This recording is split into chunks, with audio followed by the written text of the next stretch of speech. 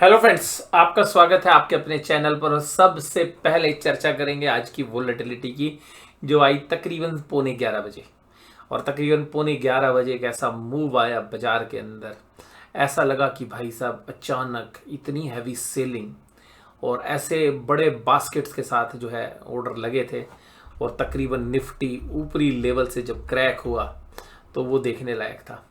तकरीबन 47,700 के आसपास निफ्टी बैंक था उस समय पर। और हुआ क्या, एक ही झटके के अंदर बाजार टूटता टूटता विद इन 5 मिनट्स बाजार 47,800 से 46,900 पे पहुंच गया। एक वोलेटिलिटी जो है देखने के लिए मिली, लेकिन उसके जस्ट बाद इंडिया विक्स घट गया। तो ऐसा लगा कि भाई ये एक सोची समझी जो है एल्गो को बीट करने की तैयारी थी। यानी कि जो हाई फ्रीक्वेंसी ट्रेडर्स हैं, जिनको हम HFT बोलते हैं, ऐसे लग रहा था कि HFT ट्रेडर्स के कुछ बड़े ट्रेड्स थे जिन्होंने बहुत सारी एल्गोज को ख़त्म कर दिया। यानी कि बहुत सारे स्टॉप लॉस लगे होंगे एल्गोज के अंदर। तो एक बहुत बड़ी एल्गो ने छोटी मोटी एल्गो ट्रेड्स को जो है यहाँ पे ख़त्म कर दिया होगा उस समय पर। क्योंकि जैसे ही बाजार टूटे थे तो एल्गोज जो नॉर्मली क्या होती हैं कि जब इस तरीके से बाजार टूटते हैं तो जिनकी तेज़ी थी उनके स्टॉप लॉस कटे होंगे, उन्होंने मंदी बनाई होगी, मंदी आगे चली गई होगी, मंदी आगे गई, उसके बाद वो डीप मंदी में क्योंकि जो एल्गोज हैं वो और मंदी बनाई होगी, और विद इन 5 मिनट्स वो सारी मंदी फिर स्टॉप लॉस के साथ कटती हुई नजर आई। तो 10 मिनट के अंदर मतलब जो नॉर्मल एल्गोज हैं, जो मोस्ट एक्टिव एल्गोज हैं बड़े पैमाने पर, उनको बड़ी हाई फ्रीक्वेंसी ट्रेड्स जो थे, HFT ट्रेड्स जो हैं, उन्होंने आज नस्तो नाबिद कर दिया। और गेम वहीं का था। फिर तो देखिएगा बाजार अपने नॉर्मल पेस में चलता रहा और 15-20 मिनट के अंदर बड़ा गेम हो गया। वॉल्यूम भी बढ़ गए थे और धड़ाधड़ स्टॉप लॉस भी घटे। तो वो नॉर्मल वॉल्यूम से डबल वॉल्यूम उस समय ट्रेड हो रहे थे। तो निफ्टी बैंक में ये रहा। अब देखिएगा ताकत क्या थी कि अब निफ्टी बैंक या निफ्टी दोनों कमज़ोर हो रहे हैं। और हमारा कल का आउटलुक भी यही था भाई, सेल ऑन राइज। और सेल ऑन राइज में बढ़िया पैसे बने। जिसने सुबह सुबह राइज को बेच दिया भाई साहब, एक झटका मिला, अपने पैसे निकल के। जो डिस्क्रिशनरी ट्रेडर्स हैं वो तो पैसे निकाल के अपने बाहर हो गए होंगे कि भाई ठीक है, सेल ऑन राइज करा, प्रॉफिट बना। लेकिन अब भाई जो दिन भर जूझता रहा होगा कि नहीं जी अब तो मंदी बन गई, जैसे नॉर्मली एल्गोरिथम बनते हैं, और आपने मंदी बना ली भाई, तो थोड़ी देर में वो सारी मंदी आपको आपके प्रॉफिट को साफ करती हुई नजर आई। तो इस तरीके की वोलेटिलिटी जो है, मैं ये तो नहीं कहूँगा पूरे दिन बहुत बड़ी वोलेटिलिटी रही, हाँ, पर आधे पौने घंटे में वोलेटिलिटी खूब मजे दी है। तो तकरीबन पौने 11 बजे के आसपास का समय था और 11:15 बजे तक की वोलेटिलिटी चलती रही। आधे घंटे में सारा गेम बड़े प्लेयर्स खा गए, हम जिनको बोलते हैं high frequency trades, HFT trades. तो ऐसा लग रहा था कि बहुत बड़े बास्केट के अंदर वो सौदे लगे हुए थे, वॉल्यूम के साथ सेलिंग थी। अब देखिएगा निफ्टी बैंक गिर रहा है। निफ्टी में जो चाल है वो आज किसने संभाली? निफ्टी हो, निफ्टी बैंक हो, फाइनेंशियल निफ्टी हो, सबको आज संभाला। सबका मालिक एक HDFC बैंक। तो आज HDFC बैंक ने 2% की तेजी दिखाई, निफ्टी बैंक को भी संभाला, फाइनेंशियल निफ्टी को भी संभाला और निफ्टी को भी संभाला। तो निफ्टी का मेजर कंट्रीब्यूटर कौन था? तिहरी सेंचुरी मारी, यानी कि ट्रिपल सेंचुरी आज HDFC बैंक ने लगाई। किसके लिए? निफ्टी बैंक के लिए। और वहीं पर जो अगर हम बात करें भाई निफ्टी में कितना कंट्रीब्यूट किया, तो निफ्टी में आज जो डेटा है वो थोड़े से ठीक तरीके से कैलकुलेटेड नहीं है। बट हाँ, निफ्टी में भी मेजर जो गेनर था वो HDFC बैंक की था वेटेज वाइज। तो कुल मिलाकर आज की जो कैंडल बनी है, तो निफ्टी ने जो निचले लेवल पर सपोर्ट दिखाया है, इसको देख के ऐसा लगता है कि एक जो कल का जो ट्रेड्स है वो भी हम एक रेंज बाउंड ट्रेड देख रहे हैं। और अगर आज का पूरा दिन देखें तो निफ्टी हो या बैंक निफ्टी हो, जो हाई फ्रीक्वेंसी ट्रेड्स थे, इन्होंने ही जो है आज का पूरा जो दारोमदार था वो इन्हीं ट्रेड्स के ऊपर था। तो तकरीबन जो बड़े प्लेयर्स थे उन्होंने पौने 11 बजे से लेकर 11:15 बजे के बीच में अपना सौदा निपटा दिया। और मैं तो ये कहूँगा बल्कि जो हाई फ्रीक्वेंसी ट्रेडर्स हैं उन्होंने तो इतना भी टाइम नहीं लगाया होगा, तकरीबन 1.5-2 मिनट के अंदर सारा काम करके वो बाहर निकल गए। और निफ्टी आज फ्लैट रहा और हमारा जो मानना था वो सेल ऑन राइज रहा। हालांकि जो डिप आई उसमें भी अगर किसी ने बाइक बहुत क्षण भर के लिए आई थी। और निफ्टी की जो कैंडल बनी है वो आज फिर बिल्कुल डोजी कैंडल है, क्योंकि ओपनिंग और क्लोजिंग प्राइस में कुछ ज़्यादा डिफरेंस है नहीं। तो ये भी एक अनडिसाइसिव कैंडल है। लेकिन बाजार के अंदर ना, अभी मैं चर्चा करूँगा इस स्लाइड के बाद कि आज जो कंट्रीब्यूटर थे HDFC, TCS, रिलायंस, इन्फोसिस, तो जो इंडेक्स के हैवी वेट है उनके माध्यम से बाजार को रोकने की कोशिश की जा रही है, जिससे कि इन्वेस्टर्स का कॉन्फिडेंस बना रहे। और जो ट्रेडर्स हैं वो तो अपना ट्रेड करते रहते हैं, लेकिन जो इन्वेस्टर्स हैं और जो स्विंग इन्वेस्टर्स हैं, स्विंग ट्रेड्स लेते हैं, उन लोगों की बड़ी जान आफत में फंसी हुई है। जान आफत में क्या फंसी हुई है कि बाजार अब उनको, उनके पेशेंस को टेस्ट कर रहा है। और पेशेंस ऐसा टूट जाता है ना रिटेलर का, रिटेलर ने तो भाई मंदी देखी नहीं। और 2-3 दिन अगर ये मार्च का महीना आता है अक्सर, तो मार्च के महीने में बड़े प्लेयर प्रॉफिट बुक करते हैं। एडवांस डिक्लाइन देखो कहाँ है, 1929 शेयर्स हैं, 324 बढ़ने वाले शेयर्स हैं।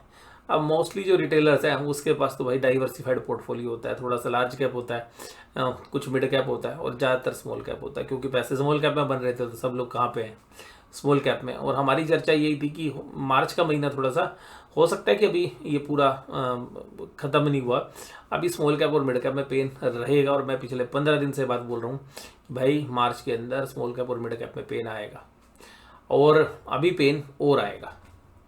ऐसा मुझे लग रहा है कि अभी स्मॉल कैप मिड कैप में पेन अभी और आएगा, और ये पेन अभी 20 तारीख तक चलता हुआ आपको नजर आएगा। तो स्मॉल कैप मिड कैप में अभी हमें कोई रिलीफ नहीं रखला। और देखिए कि जिन लोगों ने तेजी देखी है, रोज पोर्टफोलियो बढ़ते थे, अब वो पिछले 4-5 दिन से पोर्टफोलियो गिरता हुआ देख रहे हैं, तो भाई उनको लगता है ऐसा भी होता है क्या बाजार, भाई बाजार है, बाजार में सब कुछ होती है। तो बाजार में जो इम्पेशेंट लोग हैं उनको बड़ी टेंशन हो रही है कि भाई ये क्या हो रहा है, ये क्या हो रहा है। भाई ये जो है पेन नहीं है। जो लोग प्रॉफिट काट के बैठे हैं वो थोड़ा सा रिलीफ ले रहे हैं कि भाई ठीक है, थोड़ा सा नीचे आ रहा है, या जिसने थोड़ा सा डाइवर्सिफाई कर लिया बाकी एसेट्स क्लास में वो भी कंफर्टेबल है। तो अभी हमें लग रहा है कि भाई स्मॉल कैप मिड कैप में और सेलिंग होगी, अभी और डेंट पड़ेगा, और खरीदने के मौके मिलेंगे मार्च के ही लास्ट वीक में। तो स्मॉल कैप और मिड कैप में स्पेशली बात करें, इंडेक्स अपने तरीके से चाल चलता रहेगा। तो इंडेक्स में भी अभी आज जो स्थिति बनी है उसको देख के ऐसा लग रहा है कि जो मजबूत स्टॉक्स हैं वो बाजार को रोकने की तो चेष्टा कर रहे हैं, लेकिन अल्टीमेटली जिनकी भी लीवरेज पोजीशंस हैं अदर देन इंडेक्स, बाजार को नहीं उनके साथ दे रहा है। और स्मॉल कैप और मिड कैप के अंदर एक अच्छी सेलिंग है। और जो लोग मार्जिन पे माल खरीदते हैं वो बड़ा पेनफुल है, क्योंकि मार्जिन भी घट रहा है, तो मार्जिन कॉल भी आ जाती हैं और प्रॉफिट की वैल्यू भी घट रही है।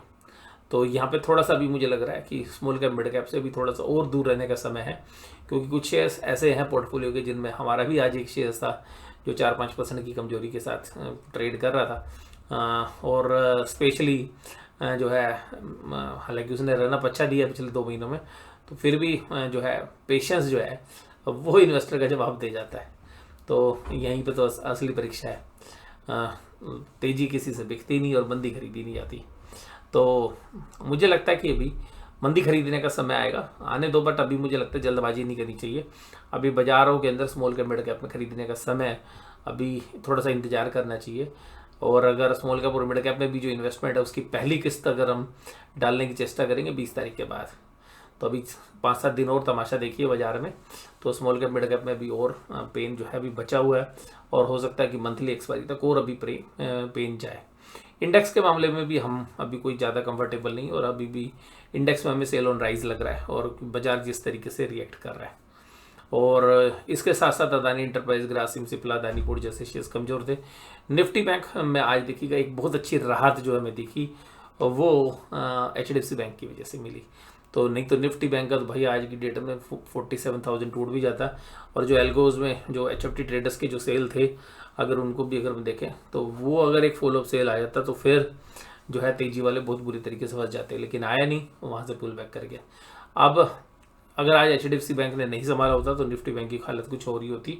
तो निफ्टी बैंक संभालने का, फाइनेंशियल निफ्टी को संभालने का और निफ्टी को संभालने का और इवन सेंसेक्स को संभालने का आज का श्रेय जाता है HDFC बैंक को। तो HDFC बैंक की बदौलत देखिएगा नीचे के जो मूव थे, ऊपर के मूव थे, बाजार बीच में हो गए अनडिसाइसिव है। लेकिन मुझे अभी भी लगता है कि बाजार सेल ऑन राइज है, बाजार में भी वीकनेस रहेगी, और बाजार शायद अगली बार, अभी ये चेक करने के लिए बड़े प्लेयर्स ने माल डाला था कि देखते हैं 46,000 कि लाइन में आने पर बाजार में कितनी बाइंग है। तो वहाँ पे एक अच्छी सफिशिएंट बाइंग जो है देखने के लिए मिली HFT ट्रेडर्स को, और वहाँ से बाजार पुल बैक किया। तो हो सकता है कि बाजार अभी इन्हीं लेवल्स के आसपास 47,500 के आसपास मंडराता हुआ आपको नजर आए। हालांकि अगर 47,700 या 800 की तरफ अगर बाजार जाता है तो फिर मुझे लगता है दोबारा से सेलिंग आती हुई नजर आएगी और वो रेजिस्टेंस का काम करेगी। और ये एक एरिया ऐसा है, इसमें वोलेटिलिटी कभी भी बढ़ सकती है। और अगर बाजार 46,800 के आसपास आएंगे तो यहाँ पर हमें एक बाइंग भी इनिशिएट होती हुई नजर आएगी। बाजार में फंडामेंटली जो है हमें लगता है कि एक रेंज बाउंड ट्रेड रहना चाहिए, और टेक्निकली अगर हमें लगता है कि 46,800 अगर नीचे की तरफ टूट जाता है तो मंदी बन सकती है और आगे फुल ऑप्स जो है सेल आ सकता है उसका। और अगर ऊपर 47,800 को तोड़ के बाजार ऊपर बंद कर देते हैं तो एक अच्छी खासी शॉर्ट कवरिंग भी आ सकती है। तो अभी 46,800 बाइंग के आसपास का एरिया है। 47,500 के ऊपर बाजार सेलिंग वाला आइटम है, 47,000 के नीचे है बाजार में बाइंग अपॉर्चुनिटीज़ हैं। और ये जो शेयर्स हैं ये जो ट्रेड्स हैं विद स्ट्रिक्ट स्टॉप लॉस होने चाहिए। और 46,800 के नीचे अगर बाजार चला गया और क्लोज दे दिया, यानी कि 1-1.5 घंटे काम कर लिया बाजार ने, तो फिर बाजार का और मंदी के लिए जो है रास्ते खुल जाएंगे। और अगर 47,800 ऊपर की तरफ तोड़ के बाजार 1 से 2 घंटे काम करता है तो बाजार ऊपर के दायरे देगा। बट मुझे लगता है कि ऊपर की स्थिति में सेल ऑन राइज है। बाइंग करने में भी हालांकि 46,800 के आसपास बाइंग बनती है, लेकिन बाजार में जिस तरीके से रिएक्ट कर रहा है मुझे लगता है कि बाइंग से अभी थोड़े समय के लिए जो है देखना चाहिए कि 46,800 प्रोटेक्ट हो रहा है, तो यहाँ से फिर पुल बैक आने के चांसेस रहेंगे। तो बाजार में 46,800-900 के आसपास का जो दायरा है वो एक बाइंग अपॉर्चुनिटी देगा, लेकिन वो ओनली स्विंग होंगे। और उस ट्रेड में 200-300 पॉइंट की जो है इंट्राडे में भी जो है तेजी आ जाती है, तो वहाँ पे निकलने का समय रहता है। बट 46,800 टूटने के बाद बाजार काफ़ी वीक हो सकता है। और HDFC बैंक 309 पॉइंट की तेजी। SBI, PNB, bank of Baroda, axis bank और कोटक महिंद्रा बैंक कमजोर थे। आज HDFC बैंक की 2.2% चला था। आज FIs ने मात्र 73 करोड़ का बाइंग करी, ज़्यादा नहीं थी। DIs की बाइंग अच्छी थी 2358 करोड़ की, और 442 करोड़ के स्टॉक फ्यूचर्स भी कवर करे। और इस बार महीने में स्टॉक फ्यूचर्स प्लस हैं FIs के, और FIs की जो इंडेक्स ऑप्शंस बिकी हुई हैं वो तकरीबन 75,000 करोड़ की हैं, और पिछले महीने में भी नेट फिगर माइनस में थी। आज 2094 करोड़ की जो है स्टॉक फ्यूचर्स कवर कर ली है। तो आज काफ़ी हद तक स्टॉक फ्यूचर्स जो है FIs ने अपने कवर कर लिए हैं। तो FIs का डेटा अब जो है न्यूट्रल साइड में है। पुट कॉल रेशो 0.74 पर है निफ्टी में, ये भी थोड़ी सी स्लाइटली ओवरसोल्ड नज़र आ रही है, और बैंक निफ्टी में भी स्लाइटली ओवरसोल्ड है। तो हो सकता है कि कुछ आपको इंट्राडे मूव्स ऊपर की तरफ मिले, और वो इंट्राडे की जो मूव्स हैं वो मुझे लग रहा है कि सेलिंग अपॉर्चुनिटी होगी। डाउ जोन्स इंडस्ट्रियल एवरेज तकरीबन 87 पॉइंट की तेजी पे है। $82 पर जो है ब्रेंट क्रूड ट्रेड कर रहा है। और सबसे खास बात यह है कि आज के ट्रेड में, ऑप्शन ट्रेड में, ऐसा देखने के लिए मिला कि निफ्टी के अंदर जो भी राइटिंग हो रही है, पुट राइटिंग अच्छी हुई आज, यानी कि जब बाजार नीचे से रिकवर किया। मेजर पुट राइटिंग जो है वो 22,000 के ऊपर ही है, तो मेजर सपोर्ट जो है 22,000 के आसपास ही है। और नीचे के लेवल पर भी आपको पुट राइटिंग देखने के लिए मिली 22,300 पर 14,000 contract. But total open interest 76,000 है, तो कोई बहुत बड़ा ओपन इंटरेस्ट नहीं है। मेजर सपोर्ट जो है दूर दूर तक अगर हम देखें तो 22,000 के पास ही बनती है। ऊपर की तरफ अगर हम देखें तो जो रेजिस्टेंस है वो 22,400 पर है, 22,500 पर है। कोई ऐसा मेजर रेजिस्टेंस अगर हम बात करें तो वो 22,500 पे, 400 पे नहीं है। तो 22,500 के आसपास जो है एक अच्छा रेजिस्टेंस है, तो वहाँ से लेके 22,500, 22,600 का जो जोन है वहाँ पर एक सेलिंग प्रेशर देखने के लिए मिलना चाहिए। और निफ्टी बैंक में सरप्राइज हो गया, कॉल में भी अनवाइंडिंग हो गई और पुट साइड भी अनवाइंडिंग हो गई, यानी कि बैंक निफ्टी के जो ट्रेडर्स हैं वो सबसे ज़्यादा कंफ्यूज हैं। वो तेजी करने से भी डर रहे हैं, मंदी करने से भी डर रहे हैं, क्योंकि उनको ऐसा लगता है कि एक बड़ा मूव आ सकता है, तेजी का भी और मंदी का भी। तो मंदी करने वालों ने भी अपनी पोजीशन जो इन द मनी पुट थी वो हटा ली। कॉल राइटर्स ने एट द मनी कॉल भी अनवाइंड कर ली, और इवन 47,800 जो थोड़ी सी दूर थी ऑप्शंस उनको भी हटा लिया। यानी कॉल राइटर भी डरा हुआ है कि भाई कहीं बाजार 500-700 पॉइंट का राइज एकदम ना दे दे। पुट राइटर भी डरा हुआ है कि भाई बाजार एकदम 500-700 पॉइंट ना टूट जाए। तो जिस वजह से बहुत कम ऐसा देखने के लिए मिलता है कि इतनी जबरदस्त तरीके से same strike price call side में भी अनवाइंड हो रही है और पुट साइड में भी अनवाइंड हो रही है। तो पुट और कॉल दोनों अनवाइंड हुई है सेम स्ट्राइक प्राइस में अगर हम देखें तो ये संकेत दिखा रहा है कि भाई जो ऑप्शन के जो सेलर हैं वो थोड़ा सा कॉन्फिडेंट नहीं है। उनको ये तो पता है कि बाजार में बड़ा मूव आएगा, बट ये कॉन्फिडेंट नहीं है ऑप्शन सेलर कि भाई आएगा किस साइड। तो इसलिए कॉल साइड में भी अनवाइंडिंग है, पुट साइड में भी अनवाइंडिंग है। वीडियो में जुड़े रहने के लिए आपका बहुत बहुत धन्यवाद। Thank you very much.